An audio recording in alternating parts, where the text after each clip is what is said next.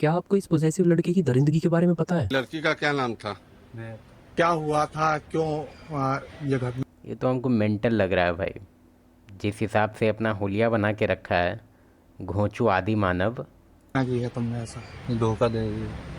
वो सिर्फ 18 साल की थी। सपनों से भरी जिंदगी की उड़ान बस शुरू ही हुई थी। दिल्ली यूनिवर्सिटी में पढ़ती थी महक जैन, और फिर उसकी जिंदगी में आया एक लड़का हर्षप्रीत, जिसकी उम्र थी 22 साल। शुरू में सब कुछ वैसा ही था जैसे नॉर्मली होता है। दोस्ती हुई, दोनों के बीच प्यार बढ़ा, बातें बढ़ी। 1 साल के लिए रिश्ता चला, लेकिन धीरे धीरे ये जो मोहब्बत थी महक के लिए जंजीर की बेड़ियां बन गई थी। एक ऐसा पिंजरा जिसमें से महक ने निकलने की कोशिश की थी, लेकिन हर्षप्रीत को आजादी मंजूर नहीं थी। वो उसे छोड़ना चाहती थी, लेकिन ये लड़का हमेशा के लिए उसे अपना बनाना चाहता था, चाहे जैसे भी हो। हर्षप्रीत महक के पीछे पागल हो चुका था। वो उसकी हर एक मोमेंट पर नजर रखता था। किससे बात की, कहाँ गई, क्या पहन कर गई, किसने उसे मैसेज किया, क्या मैसेज उसकी साइड से किया गया था, क्या वह उसे उस नजरों से देखती है। फोन एक्सेस भी हर्षप्रीत के पास था। हर्षप्रीत महक के कॉलेज तक पहुंच जाता, उसे किसी से दोस्ती नहीं करने देता, और आए दिन कॉलेज में झगड़ा करता। महक के घर वाले परेशान थे। वे उसे काफी ज्यादा समझाते, लेकिन वह बाज नहीं आता। उन्होंने उसे धमकी दी कि अगर वो नहीं रुका तो वो पुलिस कंप्लेंट करेंगे। वो पैरों में गिर जाता, लेकिन उसके बाद भी उसके बिहेवियर में कोई सुधार नहीं होता। महक डरने लगी थी, और धीरे धीरे उसने दूरियां बनानी शुरू कर दी। लेकिन यही चीज हर्षप्रीत को गवारी नहीं थी। उसके भीतर एक पागलपन घर कर गया था। अगर तू मेरी नहीं हो सकती तो मैं तुझे किसी और का भी नहीं होने दूंगा। उसने प्लान बनाया और आखिरी मुलाकात की बात की और बोला कि एक बार आखिरी बार मिल लो। महक शायद इस रिश्ते को पूरी तरीके से खत्म करने गई थी, लेकिन उसे क्या पता था कि ये जो मुलाकात थी उसे इतनी ज्यादा भारी पड़ जाएगी। शनिवार की रात महरौली का संजय वन पार्क 8:30 बजे हर्षप्रीत खाक लगाकर बैठा था। 9:45 महक वहां पर पहुंचती है। दोनों के बीच बहस शुरू हो जाती है। हर्षप्रीत महक के ऊपर इल्जाम लगाता है कि वो उसे इसलिए छोड़ रही है क्योंकि उसे कोई और पसंद आ गया है। महक ने बोला, अब बहुत हुआ, मैं तुम्हारे साथ नहीं रह सकती। मेरे घर वाले भी तुम्हें पसंद नहीं करते, और मैं भी तुम्हें पसंद नहीं करती। बस इतना सुनते ही हर्षप्रीत का मानसिक संतुलन जैसे हिल ही गया। उसने महक का गला दबाना चालू कर दिया,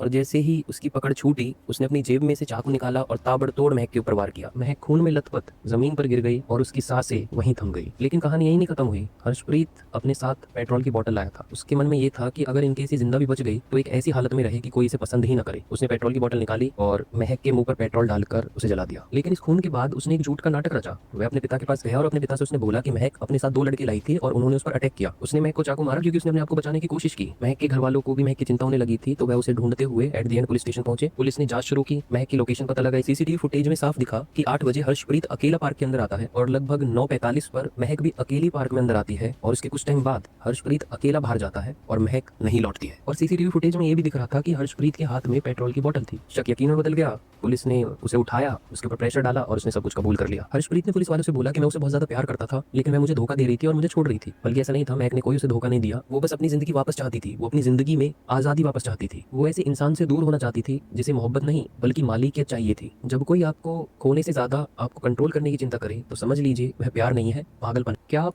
ऐसे एक चीज़ हम बताते हैं, पहले के टाइम में ऐसा नहीं था, लेकिन अब के टाइम में ऐसा हो गया है कि क्योंकि बर्थ कंट्रोल और जो तुम्हारा कॉन्डोम है, उसके वजह से जो फीमेल है पहले के टाइम में पार्टनर चूज करने से पहले काफ़ी बार सोचती थी कि ये मेरे लिए सही है कि नहीं, ये मेरे लिए आगे फ्यूचर में अच्छा रहेगा कि नहीं, ये जो डिसीजन हम बनाने जा रहे हैं इसके साथ सोने का, वो कहीं मेरे पीछे ना पड़ जाए। क्योंकि पहले के टाइम में क्या होता था कि अगर आप उसके साथ सोएं, मतलब बेबी आ रहा है, रास्ते में है वो, अभी तुम देखना है, ये एक तरह से रिवॉल्यूशन की तरह हुआ है।